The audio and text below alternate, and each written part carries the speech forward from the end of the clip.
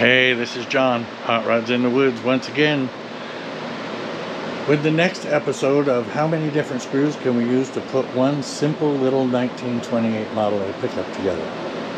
I wasn't even going to film this, but sometimes you just have to, because this, once again, has proven to be crazy. So, I'm going to try and get in here alongside of it, so that you can see this. Let's see how well we can make this happen. Yeah, that's not too bad. So, I've removed the headlight bracket assembly. I removed the radiator. The radiator was held in by 2 bolts. How do you like that magic job there? Oh, it won't fit? Well, let's just drill a few extra holes. Same thing. Sorry about the light. On the other side, right here, there's 4 holes there. I would almost bet that Henry only designed it with 1. So that being said, I continue to just go farther and farther and farther. Pretty quick, we're going to have this thing right down to the frame. And then I'm going to stand it on one end on my welding bench, and I'm going to weld it all together because this is just ridiculous. So, I started to take the fenders off, which right here, the bolts that hold the headlights on. Also, there's a brace underneath here that bolts to the frame. It looks like just maybe, oh no, there's 1, 2. Okay, there's only 2 different bolts on that side. You can see, they're all 5/16, but it looks like one's an inch, the others are 1 1/4 inches. Over on the other side, there's 1 5/16 and there's 2 3/8. You can imagine that I'm not surprised. But here's where it gets fun. Metal. Metal. This, boys and girls, is another drywall screw holding the front fender on. Now, along with this screw, no, I'm not using my screw gun, although I could, but it is, after all, just a drywall screw. If I hit it too hard, being as it's screwed in the middle, look at that. Just a good old drywall screw. Nothing magic. If I hit it too hard, it'd snap and then, oh jeez, you know. So here, this, which is the hold down for the front of the hood, is held to this piece of metal with these 2 screws, and this 1 screw holds it down to the frame. In the front, no magic, this was all held on by 1 screw. It looked like a license plate screw. A little short, big, flat blade.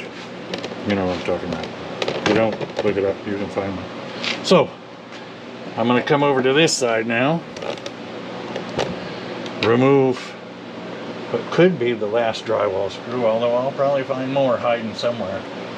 It might be holding the rear end in, I don't know.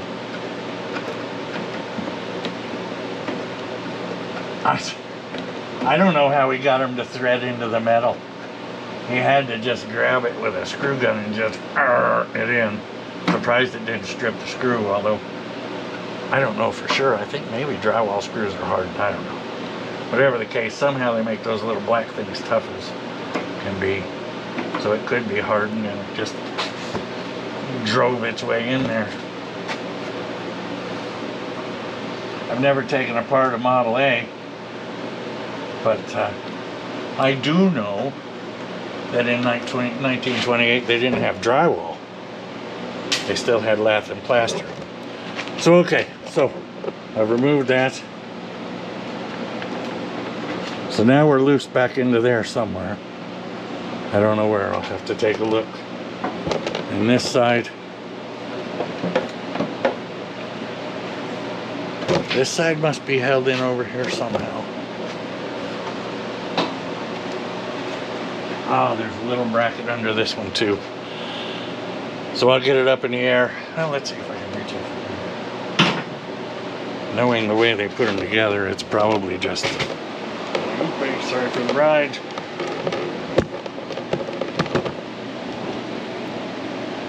How's that? Let's see what happens. if I get up under here, oh yeah, it's not like you use lock nuts or anything like that. Although this one may take a 3/8 wrench.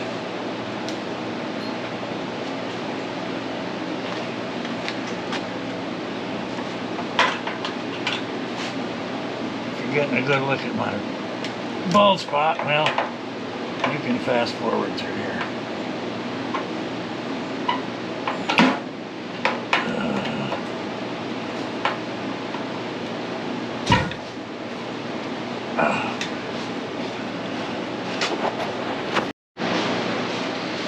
Wife just walked in, had to let her know I was filming.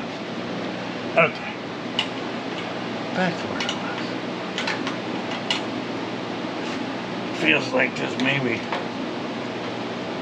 this screw is 4 feet long. There's one. Oh, it didn't have a star washer on it, at least. The other one.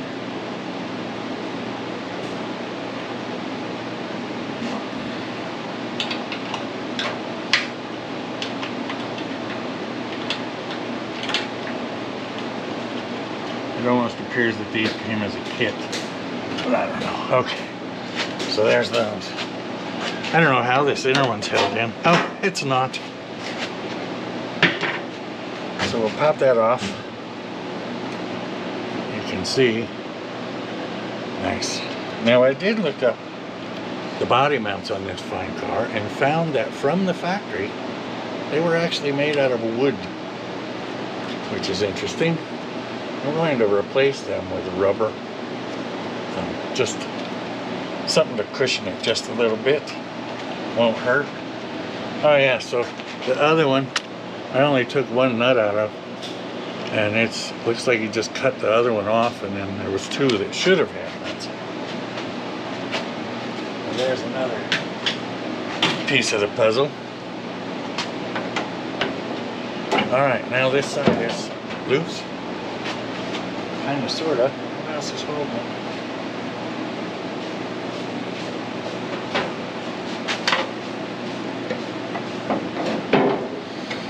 It's held on by there's the brace underneath there. Alright, so we'll swap you around. Come over to this side. Let's see if we got the same parts. Oh yeah.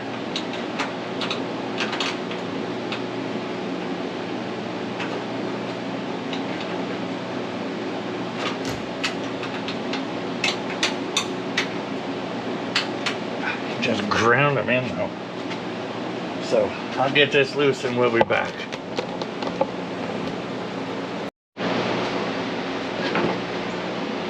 Another piece of the puzzle. Yeah, remember this simple overhaul setup that I was going to do to this car? Once again, it just keeps getting deeper and deeper.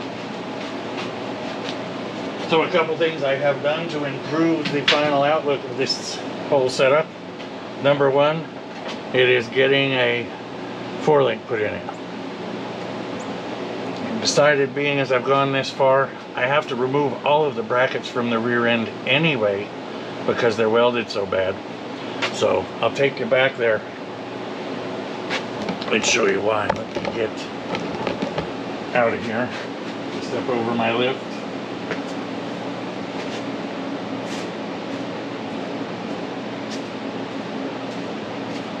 Trying to save my back here, so I set it at a level that can work. So I don't know how well I showed you guys this before, but these welds are no better than all the rest of the welds.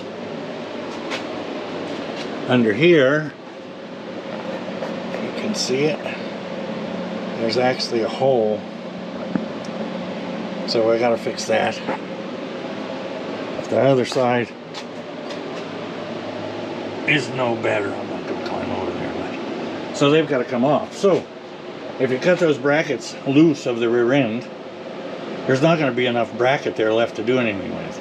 Now, yes, I can go buy new brackets if I could figure out what all this stuff was from, or I could make them out of 5/16 or 3/8 plate.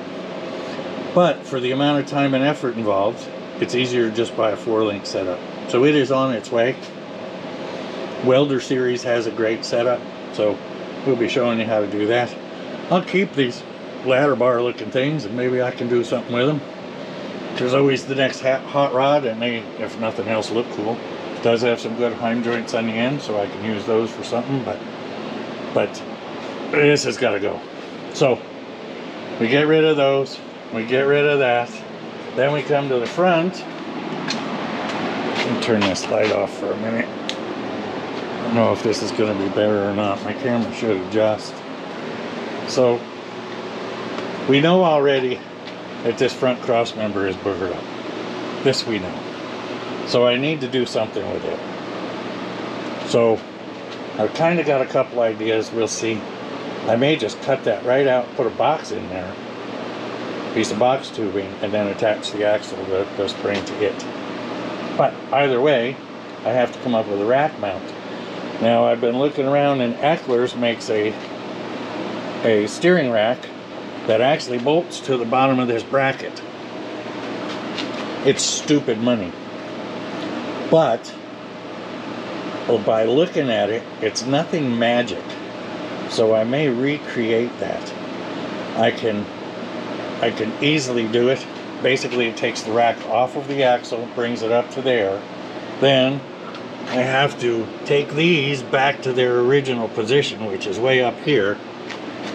And then it will move a little bit with the suspension, but I don't believe this thing's going to flex enough to cause it to bump steer.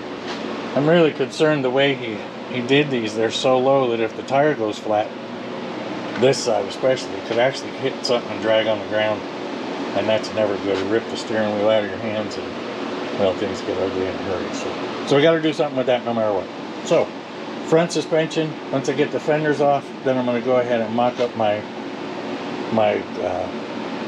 shock brackets, get the shock brackets in place, because no matter what, the axle's got to stay where it is, right? So I can get my shock brackets in. Then from there, I'll go ahead. Oh, here's another one for you. So in case you were wondering, why is that welded up like that? There's 3 bolts behind it. Makes no sense to me. I don't know what he was thinking. I don't know what he was doing. Unless, well, look at the cross member. What in the heck was he doing? This, okay. This just got a whole bunch worse. Did he move that forward? Did he move this whole thing forward? Oh. We're going to have to do some investigating here, because this makes no sense. The bracket is cut here. There's a bolt hole there. But then if you look, you can't see it. There's a bolt hole here going down through the frame that's about the same size as that bolt hole there. Did he, and then, I mean, what?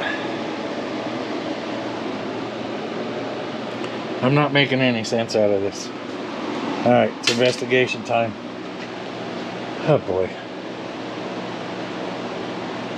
Crazy. It's crazy, man. Crazy. The question is, what do you do? If I'm taking everything out from it and I just have an empty frame, would I be better off to find an empty frame? I may. Alright, well, once again, more conundrums, more points to ponder, more things to engage a can of beer and contemplate. I believe that is what I'll do right about now. Please don't forget to like and subscribe. This isn't a real long video, but you can see that we just keep digging a hole deeper and deeper and deeper. And I want to remind you all, when you go to buy anything, this can easily happen. But here's the thing. If you get to this point and now you've got it all in pieces and you've found these problems, holes in rear ends, plates welded in wrong, cross members that you can take out with a little hammer, the motor ready to fall out, fuel tank leaking, gauges don't work, brakes are bound up, dot, dot, dot, dot, dot, etc., etc., etc. Oh, drive shaft hitting a cross member. If you go to sell it right now, you're going to lose your butt. Whatever you paid for it, don't think that somebody's going to run over and give you that money for it, because they aren't. Now, I see a lot of projects like this in garages that people have for sale for ridiculous money. 15 grand. Just needs put together, have all the parts. Well, no. Nobody's going to buy it, because if they're smart enough to look at it and see all this stuff, you've just about got to tell them, right? Then it's not worth it. So, you just have to keep coming up with little ideas. You have to tackle it one at a time. Yeah, this has gotten farther apart than I originally planned on. Yeah, it's going to cost more money. Is it going to make it more valuable in the end? You know, who knows? So, do I go from here now that I've got the cab totally disassembled except for the wood and the roof? Do I pull the fenders completely off? Do I paint it? How far do you go? I've already got a bead roller. I'm going to make a whole new firewall assembly for it. I'm building a seat for it. I'm putting in a new brake assembly, putting air conditioning in, freshening the V6 obviously. I'm going to make it a nice little driver. I'm going to dynamat. I'm going to make it quieter than it ever was. Use rubber mounts, shocks on both ends, coil over and 4-link in the back. It's going to be a nice driver. Is it going to be worth $1 zillion? No. But it'll be right.